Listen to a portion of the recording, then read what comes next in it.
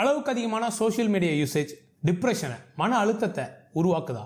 ஆமா. அதுக்கு பின்னாடி என்னென்ன விஷயங்கள் இருக்கு எல்லாத்தையும் தெளிவாக பார்ப்போம். Hi hello, I'm Dileep. This is unedited video episode. எந்தவித எடிட்டும் இல்லாம டைரக்டா பாயிண்ட்டுக்கு. லாஸ்ட் ஒரு 10-15 வருஷமா இந்த சோஷியல் மீடியாவோட யூசேஜ் ரொம்ப ஸ்ட்ராங்கா பாசிவா இன்க்ரீஸ் பண்ணி இருக்கிறதுனால நம்மளோட இந்த மன அழுத்தம் டிப்ரெஷன் லெவல் கூடி இருக்கு. இதுக்கு பின்னாடி நிறைய காரணங்கள் இருக்கு. இந்த ஃபோமோன்னு சொல்லுவாங்க, ஃபியரிங் ஆஃப் மிஸ்ஸிங் அவுட், அந்த விஷயங்கள்.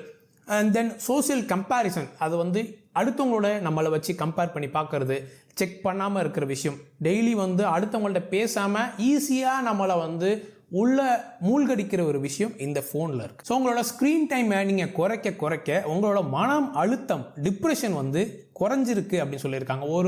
உங்களோட டெய்லி ஸ்க்ரீன் டைமை 30 மினிட்ஸ்க்கு கீழே நீங்கள் கொண்டு வரும்போது கண்டிப்பாக உங்களோட சோஷியல் ரிலேஷன்ஷிப் சூப்பராக இருக்குது. உங்களோட மன அழுத்தம் டிப்ரெஷன் குறைஞ்சிருக்குங்கிற ஸ்ட்ராங் எவிடன்ஸ் ஸ்டடிஸ் எல்லாம் இருக்குது. Number 1, unhealthy social comparison. முன்னாடி சொன்ன பாயிண்ட் தான். நம்ம இன்ஸ்டாகிராமில் நம்ம பார்க்குற ரீல்ஸ், யூடியூப்பில் பார்க்குற ஷார்ட்ஸ், தென் ஃபேஸ்புக்கில் பார்க்குற அந்த ஸ்டோரிஸ் எல்லாமே பார்த்தீங்கன்னா, அவங்க அப்படி இருக்காங்க, நம்மளால் இதை செய்ய முடியல, அவங்க கார் வாங்கிட்டாங்க, நம்மளால் வாங்க முடியல, அவங்க ஒரு பயங்கரமான ஒரு ரோலக்ஸ் வாட்ச் வச்சுருக்காங்க, ஃபேன்சியான ஸ்டஃப் வச்சுருப்பாங்க, அதெல்லாம் நம்மளால் வாங்க முடியுமா அப்படிங்கிற இந்த டெய்லி அன்ஹெல்தி சோசியல் கம்பேரிசன், அடுத்தவங்களோட நம்மளை கம்பேர் பண்ணிக்கிட்டே பார்த்துக்கிட்டு இருக்கிற விஷயம் நாளுக்கு நாள் நிமிஷத்துக்கு நிமிஷம் அதிகரிச்சுக்கிட்டே இருக்கு. ஸோ இன்ஸ்டாகிராமில் ஸ்க்ரோல் பண்ணிட்டே இருக்கும்ல, அந்த டூம் ஸ்க்ரோலிங் சொல்லுவாங்க. ஸோ அதனால நம்மளுக்கு எந்த வித நன்மையும் கிடையாது. ஒரு 10% வேணா நம்மளுக்கு தெரியாத விஷயங்களை நம்மளால கற்றுக்க முடியும், பார்க்காத விஷயத்த பார்த்து பூரிப்படைஞ்சிக்க முடியும், என்டர்டெயின்மெண்ட் சொல்லலாம். ஆனால் இதனால நம்மளுக்கு என்ன லாபம்னு பார்த்தா, லாபத்தை விட அப்படியே கம்ப்ளீட்டா நெகட்டிவ் 100% கீழே போயிட்டு இருக்கு. தென் இந்த பாசிவ் கன்சம்ஷன் சொன்னோம்ல, ஸோ பாசிவாக நம்ம கன்சியூம் பண்ணிட்டு ஸ்க்ரோல் பண்ணிகிட்டே இருக்கிறது, நம்ம எதனால அதை ஸ்க்ரோல் பண்ணுறோம், அடுத்தது தேவையா தேவையில்லையா அப்படிங்கிறதுனால பார்க்காம நம்ம அடுத்ததுன்னு ஸ்க்ரோல் பண்ணிட்டே போயிட்டு இருக்கோம். இதனால என்ன ஆகும் அப்படின்னா, ஒரு லைஃப் சாட்டிஸ்ஃபைடான ஒரு விஷயமே கிரியேட் பண்ணாது. இன்னைக்கு இதை செய்கிறோம், இது செய்கிறதுனால நம்மளுக்கு இவ்வளோ விஷயங்கள் நடந்திருக்கு, இவ்வளோதை நான் முடிச்சிருக்கிறேன், ஜெயிச்சிருக்கிறேன், நேற்றை விட இன்னைக்கு 1% மேலே இருக்கிறேங்கிற அந்த சாட்டிஸ்ஃபேக்ஷனை கிரியேட் பண்ணாமல் முன்னாடி சொன்ன பாயிண்ட் மூலமாக சோசியல் கம்பேரிசன் மூலமாக அந்த சாட்டிஸ்ஃபைடு இல்லாத லைஃப்பை டெய்லி வாழ்ந்துக்கிட்டு இருக்க மாதிரியே இருக்கும். ஃபோமோன்னு சொல்லுவாங்க, fear of missing out.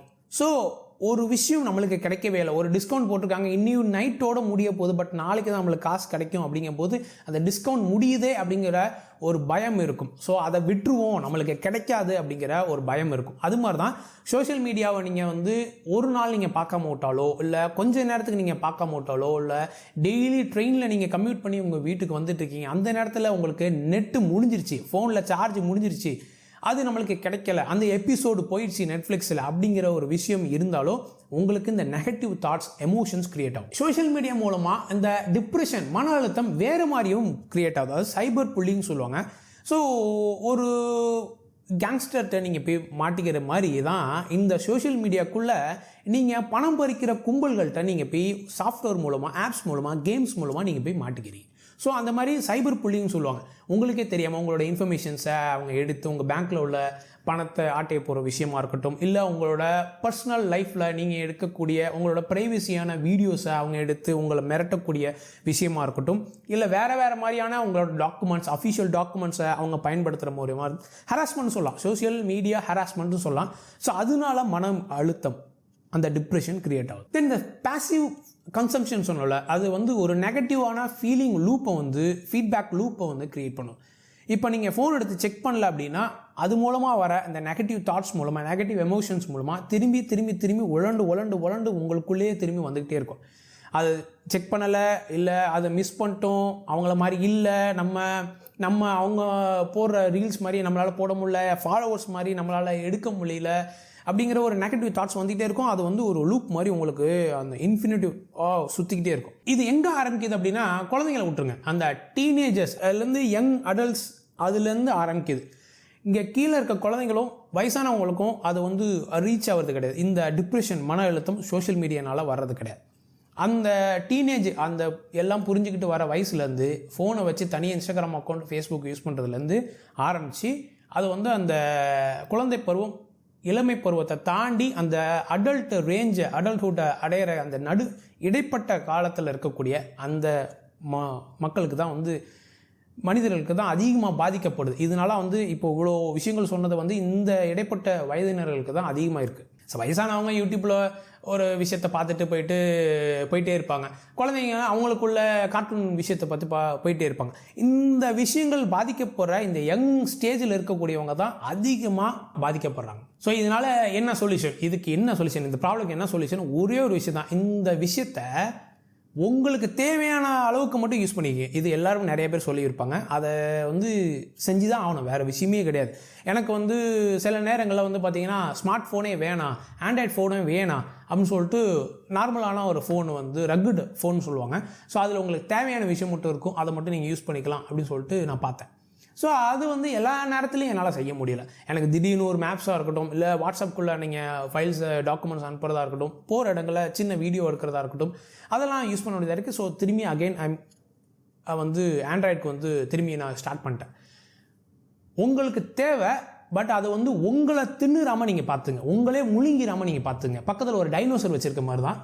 Then dinosaur வந்து கைத்தை கட்டி அதை கட்டி போட்டு நீங்கள் வளர்த்துக்கிட்டே இருக்கீங்க, அதை உங்களை கடிச்சு சாப்பிடாமல் நீங்கள் பார்த்துங்க. இது வந்து ஒரு டைனோசர். ஸோ சோஷியல் மீடியாங்கிறது ஒரு டைனோசர் மாதிரி, ஒரு ஜுராசிக் பார்க் படத்தில் வர விஷயம் மாதிரி தான். கண்ட்ரோல் பண்ண முடியும், பட் ஓரளவுக்கு மீறிட்டீங்க அப்படின்னா அதை உங்களை கட்சி காலி பண்ணிடும். ஸோ அது மாதிரி தான் விஷயம். உங்களோட இந்த ஸ்க்ரீன் டைமை குறைங்க, இந்த யூசஸ் பண்ணுற டைமை குறைங்க.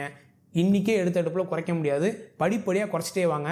ஸ்க்ரீன் டைம் அந்த இது வந்து ஆன் ஸ்க்ரீன் டைமை வந்து எப்படி குறைக்கலாம் அப்படிங்கிற ஸ்க்ரீன் டைம் அந்த இதெல்லாம் இருக்குது. ஸோ அதை நீங்கள் வச்சுக்கிட்டீங்க அப்படின்னா 10 நிமிஷம் யூஸ் பண்ணியிருக்கீங்களா, 1 மணி நேரம் யூஸ் பண்ணியிருக்கீங்களா, 2 மணி நேரம் யூஸ் பண்ணியிருக்கீங்களாங்கிறது உங்களுக்கு ஒரு ஜஸ்ட் ஒரு தாட் வந்து ஸ்டிக்கர் மாதிரி காமிச்சிட்டே இருக்கும். ஸோ உங்களுக்கு புரிஞ்சுக்கலாம், ஆஹா 1.5 மணி நேரம் யூஸ் பண்ணிட்டேன், இதுக்கு மேலே யூஸ் பண்ண வேணாம், நேற்று 2 மணி நேரம் யூஸ் பண்ணியிருக்கேன், பட் இன்றைக்கி 1.5 மணி நேரம் குறைச்சிருக்கிறேன், சூப்பரான ஒரு விஷயம் அப்படிங்கிற ஒரு மைண்ட்ஃபுல்லான ஒரு விஷயம் வந்துகிட்டே இருக்கும். ஸோ இதை தவிர நிறைய விஷயங்கள் இருக்குங்க. நீங்கள் இதை தவிர டிவியில் நீங்கள் படம் பார்த்துட்டு போயிடலாம், அந்த பழைய விஷயத்துக்கு நம்ம மாறிடலாம்.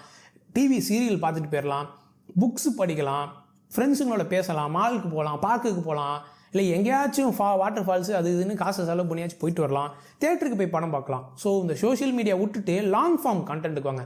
ஷார்ட் ஃபார்மாக நீங்கள் 5 நிமிஷத்துக்கு கீழே குறைஞ்சி வர தான் உங்களுக்கு டிப்ரெஷன் அதிகமாகுது. லாங் ஃபார்ம் கண்டென்ட் பாருங்கள், உங்களுக்கு மைண்டு வந்து ஒரு லென்த்தியான விஷயத்தில் இருக்கும்போது நிறைய தாட்ஸ் வரும். சின்ன விஷயமாக பார்க்க உங்களுக்கு நிறைய ரீல் ஓட்ட ஸ்டார்ட் பண்ணிடும். இந்த ரீல்ஸ்னே அதுக்கு தான் பேர் வச்சுருக்காங்க. ஸோ அதனால் சோஷியல் மீடியா அதிகமாக யூஸ் பண்ணாமல் அந்த டிப்ரெஷனை, மன அழுத்தத்தை குறைக்க பாருங்கள். ஸோ இந்த வீடியோ பிடிச்சிருந்துச்சுன்னா இந்த லைக் பண்ண தட்டி விடுங்க, சப்போர்ட் பண்ணிச்சுன்னா சப்ஸ்கிரைப் பண்ணுங்கள். இந்த மாதிரி இன்னொரு அழகான வீடியோவில் சந்திக்கிறேன். Bye bye.